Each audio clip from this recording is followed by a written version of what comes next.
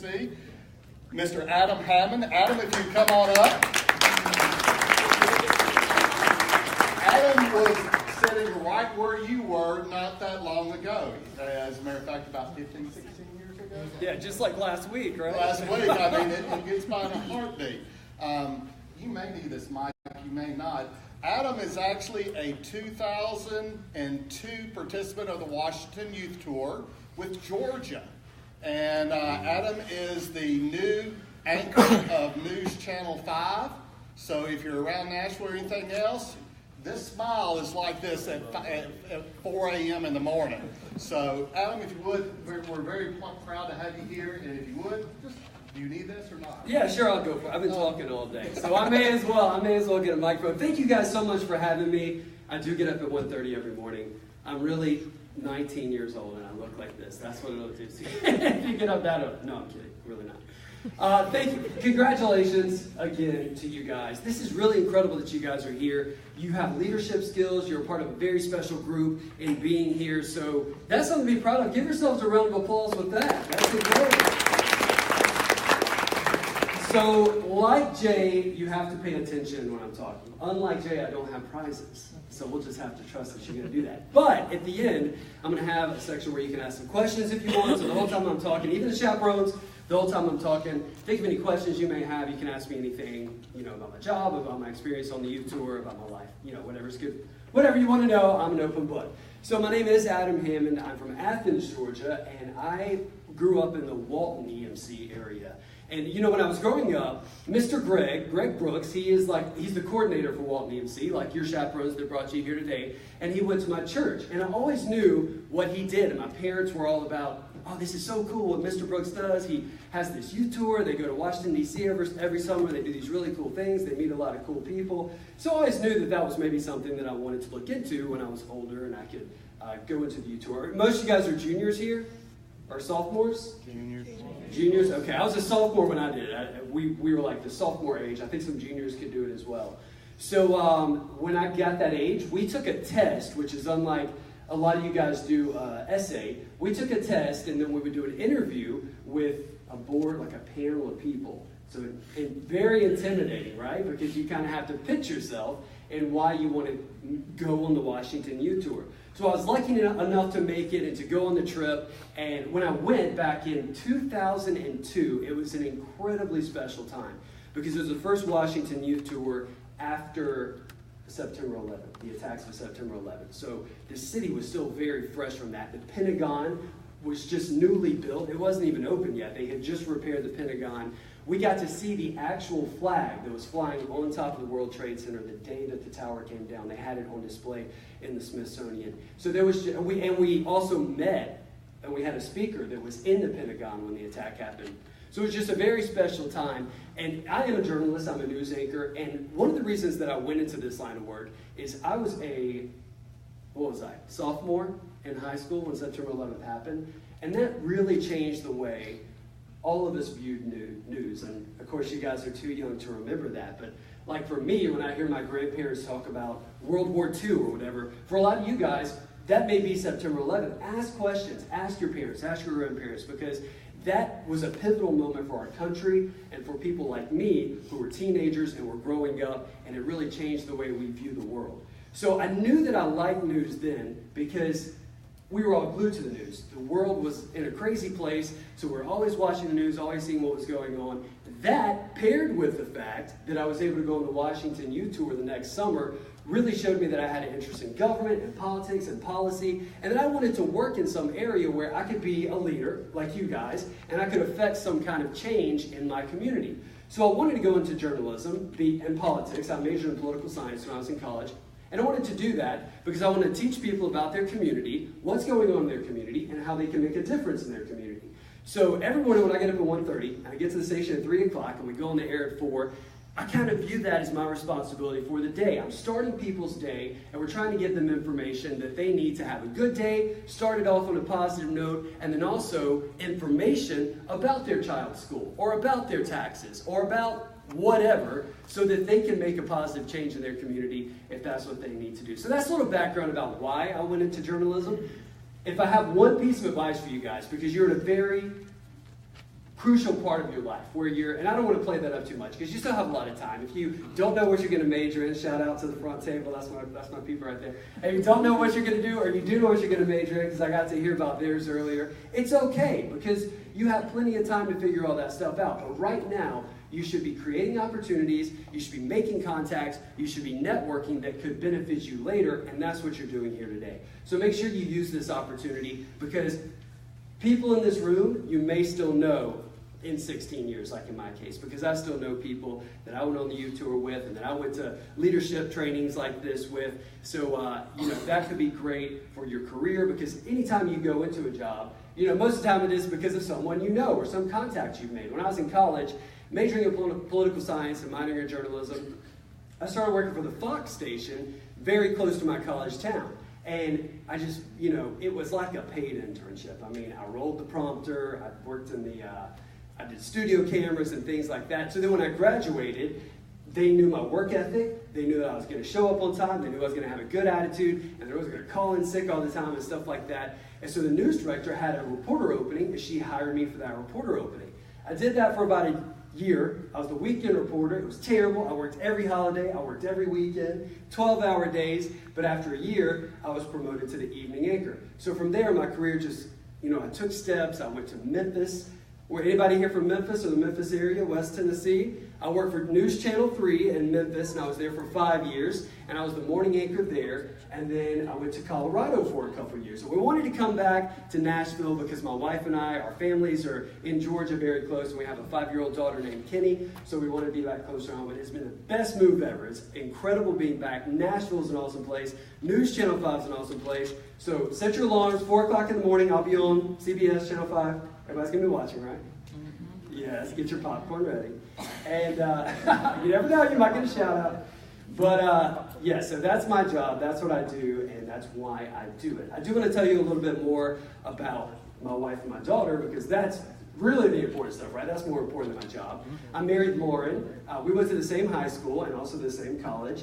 And, she makes me such a better person. And she's my partner in so many ways. So you guys are in a position right now, whether it's obviously you're not with your spouse, probably, but with your friends, you need to make sure you are aligning yourself and you're making friends with people that are going to make you better.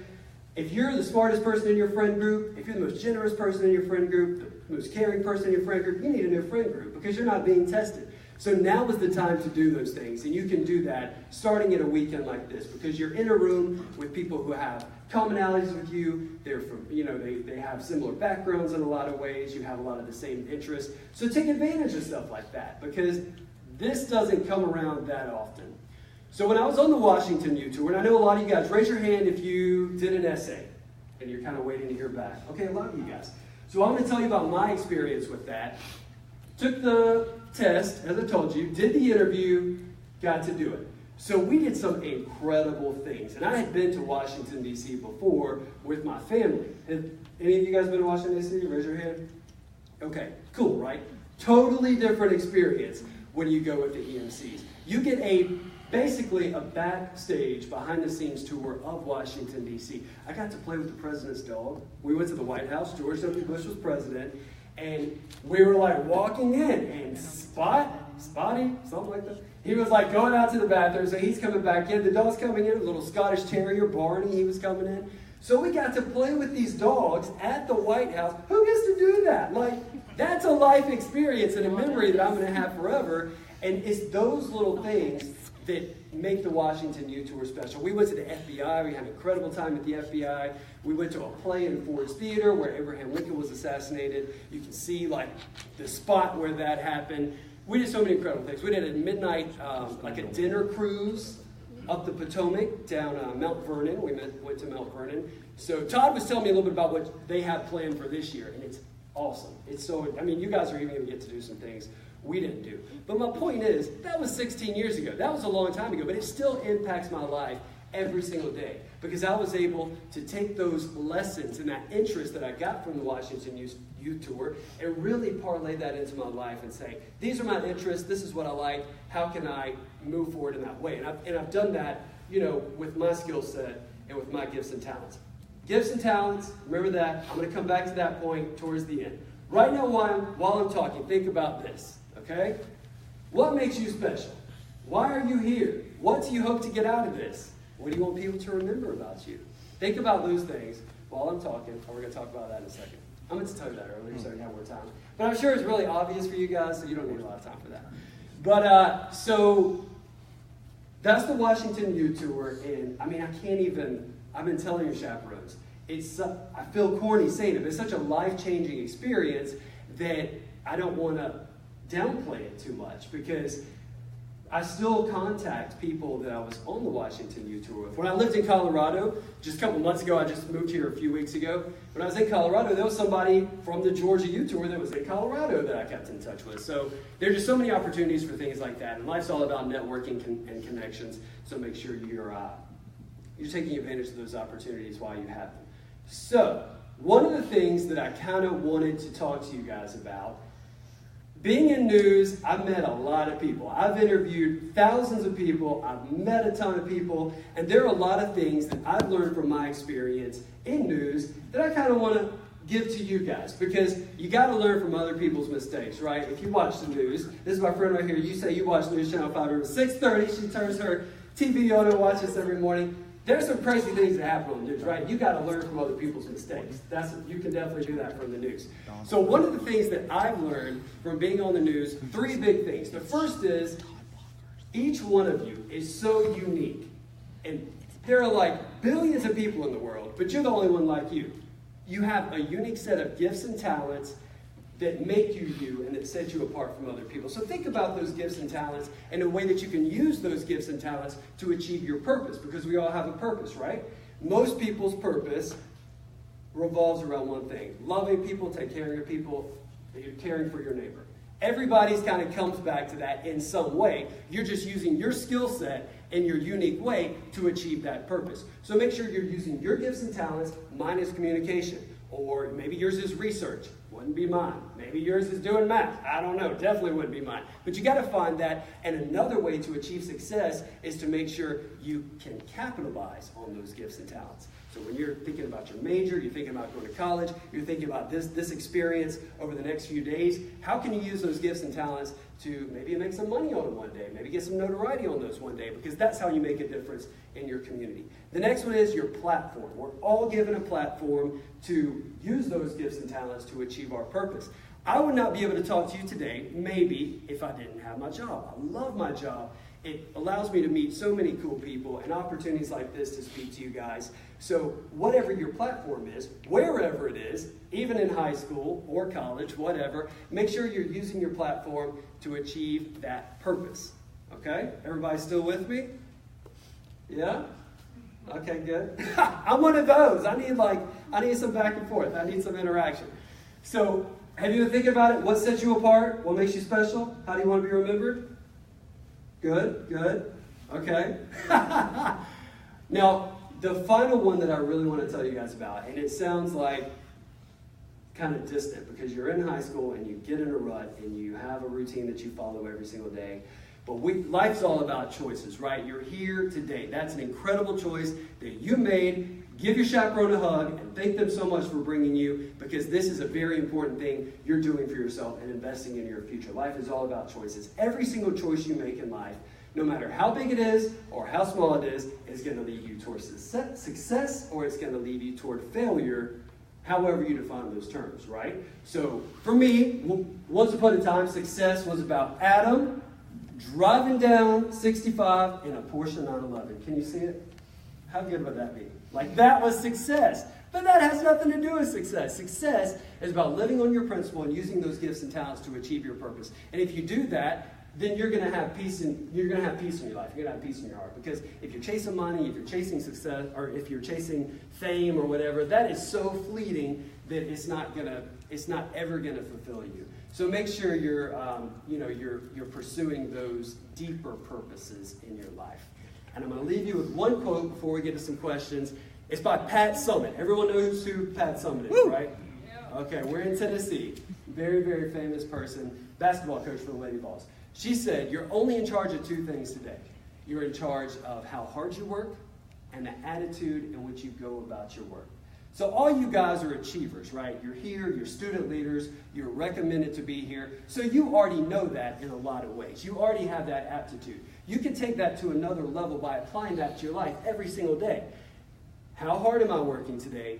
What attitude am I going about that work with? Because everything is a choice, right? Your happiness is a choice, your attitude's a choice, being here's a choice, what you do tomorrow at the Capitol and pay attention and how excited you are about it, all that's a choice. Everything is. So I'm so excited for you guys. This is an incredible opportunity. Your leaders are amazing. The EMCs are incredible. All this time later, I still have a relationship with my Todd. I don't know what Todd's exact title is, but my version of Todd in Georgia. We still talk to her. I talked to her the other day. So this can benefit you for your whole life if you let it. So just make sure you take the opportunity. So any questions out there? Ask me anything. I know my middle table is going to have some questions because I already gave them a heads up. Right? What's your question? Do you drive a Porsche or do you? No, I don't. What do you actually drive? I call it the Alta Bentley. It's an Altima, but in my mind it's a Bentley. And that's what I see it as. It's all about perception, right? Okay. So what's your question? These are my friends. I had dinner with them, so we go way back. She's the crazy 8 ball, not a Bentley. Just if I have any questions, seriously, ask about the trip, because I do have a lot to say about that I probably didn't. What was your favorite part about the trip? My favorite part about the trip, oh, actually, Todd Mike can help me with this. So there's a part that we had where it was like a convention center. It was like a convention floor. Everybody from every state was there, and we were like trading pins. What is that called? And do you still do that? Well, we have 2 different events there. We actually have the farewell event where everybody gets to dance and everything, and then we have Youth Day. And Youth Day is probably what you're talking about, when every state gets up and we talk.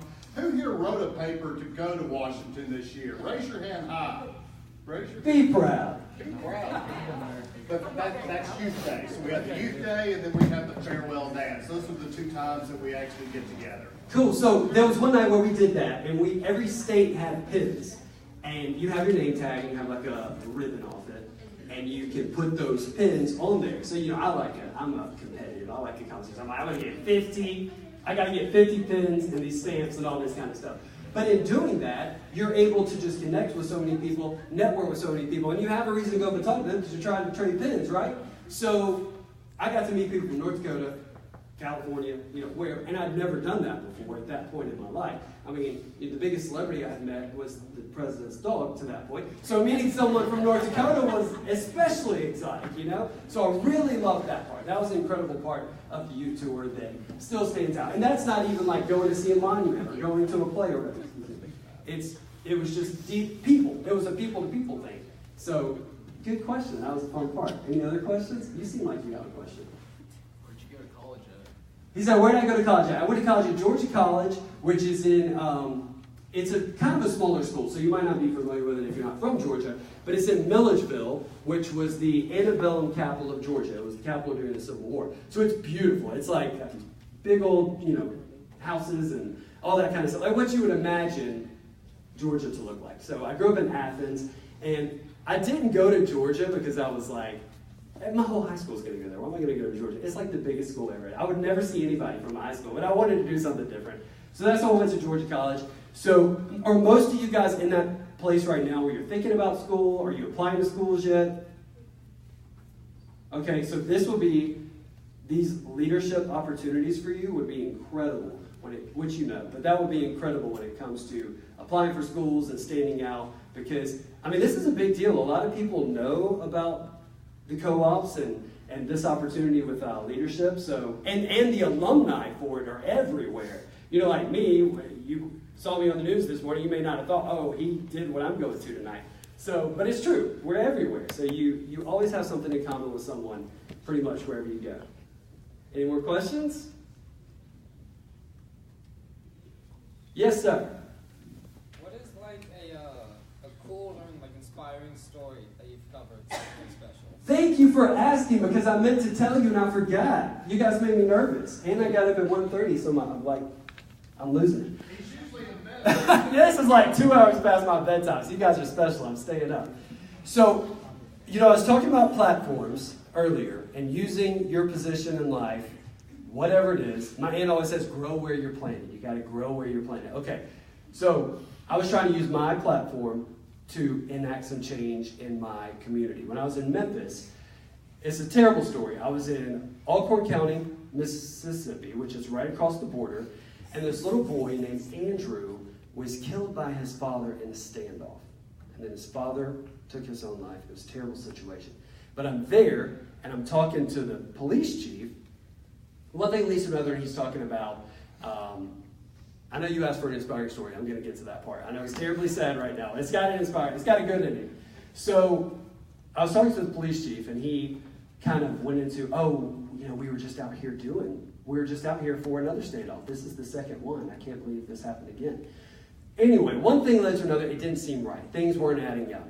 So I started doing some investigating. I started looking into this, started looking into the law, there are certain people like police officers, like nurses, like teachers. If there are instances of abuse, you have to turn that in. You have to report that to the state. Well, that was never the case. And this man, he had checked in after the first standoff. He had checked himself into a mental hospital, then checked himself out a couple days later, and then the next standoff happened.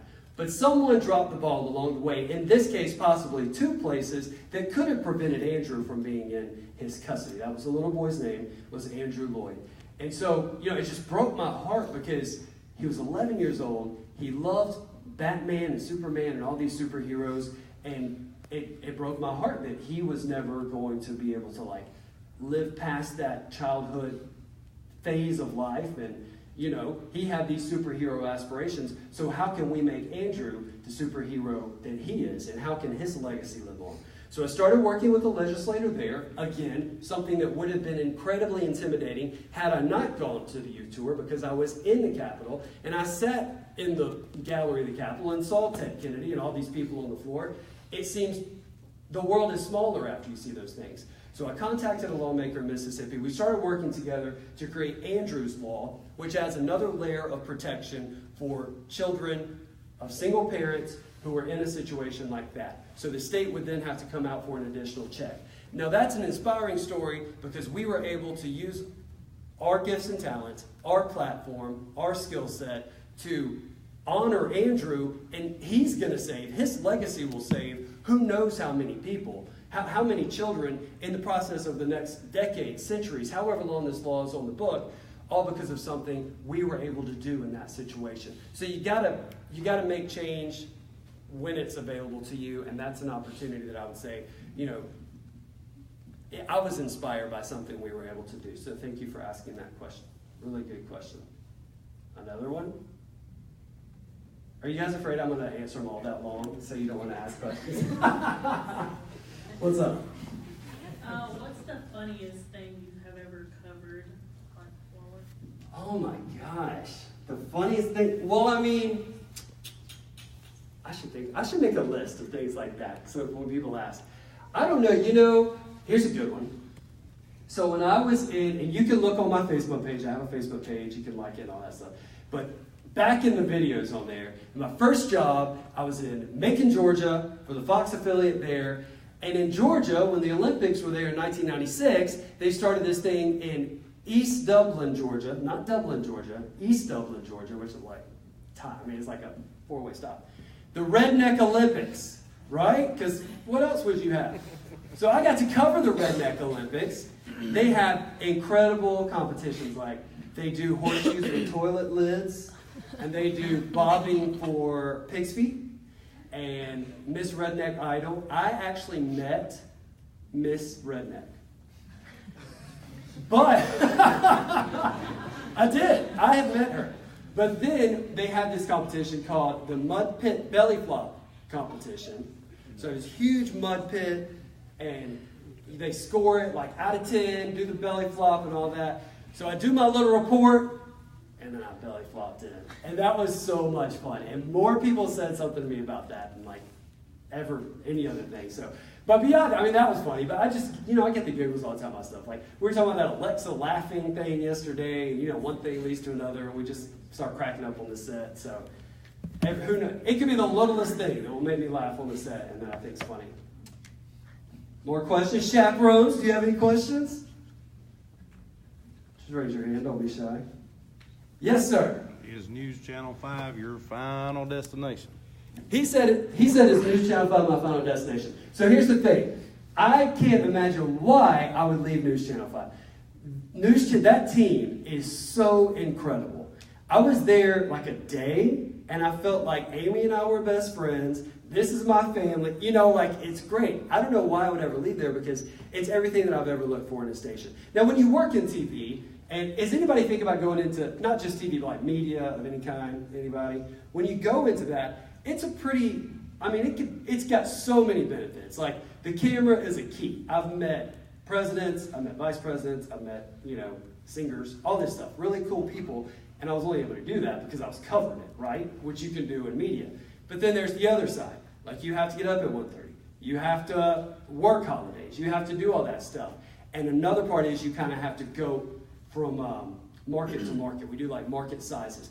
So Memphis was bigger than Macon, which means it was more like a better job. Denver was bigger than Memphis, which was a better job. Now, when I was in Denver, that was a great job, and I loved Denver, but my family and I we just want to get back home, and we want to be close to home because we missed it. We love Colorado. It's just different from home. You know what I'm saying? So we were kind of ready to do that. And this job opened up at News Channel 5, and it was just like incredible opportunity. So my wife and I were like, we got to take that chance. We got to go for it. And it's a perfect fit. It's great. So I have no plans for me for anything like that. So I'm going to be here as long as they'll have me. I'm so honored to be here. Any other questions? So how do Yes, you sir. explain your day? You get up at 1 o'clock. How you get to work at 4? You do the news for an hour, and then what's the rest of your day like? I wish I did the news for an hour. He said, what is my day like? Walk me through your day. So I get up. I should start the night before. That's when I should start. So everything's done the night before. I set my coffee, my clothes are out. Like, I always have this nightmare. My alarm's not going to go off, so I have to be just ready to run out, right? So I set 2 alarms on my phone. I have 2 real life alarms that are across the room that I have to get up for. So I do all that stuff the night before.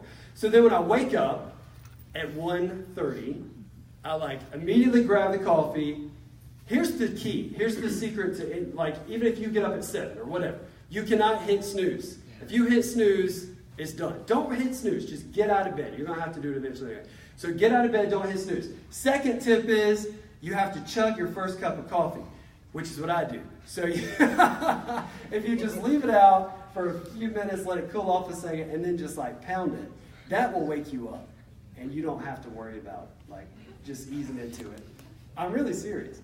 And then, and then I take a shower, and then I get ready, and then I go in, and I get there just before 3. We have to get there at 3. The show starts at 4, so the first hour we're going over scripts, doing things like that, and I don't do my makeup like that guy you see it on Facebook. It's much different in real life. I mean, he does it. It looks great, whatever. I don't use a stick. I just kind of brush it on. So we do all that stuff, and then we're on the set. Actually, it's earlier now because we have to do Alexa news. So if you have Alexa and you ask her the News Channel 5 headlines, we'll tell you the headlines. But we have to record that at 3:45. So we're on the set by 3:40, do Alexa cut-ins, then we start the show at 4 o'clock. We do the show on Channel 5, the CBS station here, from 4 to 7. And then from 7 to 8, we switch over and we're on the News Channel 5 Anytime station, which is like our digital channel. It's an incredible station because we control the programming on that all day. So we have a ton of really good community shows. We have an open line show after our newscast where people can call in and just ask questions about anything and all that. So that's what we do from 7 to 8. And then from 8 to 9, we do emails, we go to speaking events, we'll set up stories, things like that. And then I leave about 9:30. So that's, I have a whole day after that. I'm like a zombie, but I have a whole day after that. So, which I love a lot because I do have a 5-year-old, so I like getting off and spending time with her and, all that stuff. So the schedule works out perfectly, but I just have to go to bed at 6 or whatever.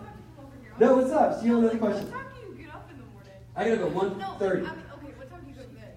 I go to bed at it depends on the day. Tonight I have something to do. I'm not missing. I want to be here with you guys so much. So I took a nap this afternoon. I'm going to stay up till whatever. Bedtime? Yeah, I usually go to bed at 6 Okay. ish, 6:30. Maybe it depends on what's on TV. I don't know. So that's the way it is. That's just what I have to do to get off at 9:30 and to have the life that I have for the rest of the day. So you'll learn that when you have a career, you just make sacrifices because it all pans out in the end because, this is another quote. This is to add to your Pat Summitt quote. Are you ready? You're going to have to think about this one for a second. Kanye West said this. So Pat Summitt's not Some rolled their eyes, some liked it. To do what you want to do, you have to do what you have. Okay. No, I didn't do it right. I'm not a rapper. Let me start over. In order to do what you want to do, you have to do what you have to do. That's like super confusing, but if you think about that, that's so true. Like you have to sometimes make sacrifices and jump through some hoops to get the reward. And if that means getting up at 1:30, it means getting up at 1:30. For you guys, if it means staying up all night to study for a test, you got to stay up all night to study for a test or write the essay or whatever it is. So that's my best advice to you. More questions? Yes, sir. How do you deal with like depressing news about nukes raining down and war and shootings and all this stuff? So you all heard that, so I'm not going to repeat it, I guess. But he asked about like depressing news. We cover it all the time. It is true. Like we go through phases, it seems like, where sometimes like the news is always crazy, right? But there are some months in particular where like with the Vegas shooting or the Orlando or whatever it is, where it's just super depressing and it's like really dark, heavy stuff. And when you do that every day, day in and day out, the way I handle that is I just try to detach when I leave. I stay up to date on the news, I'm reading, I'm clicking, I'm doing all those things, but I have to take time for me too. Like I'll go to the gym or whatever. I just try to completely disconnect when I can, because if you don't, it really will start adding up, and it's pretty depressing. So, but the way I view that is, this is a journey, right? And all the viewers are on that journey with me. So they're exposed to the same news.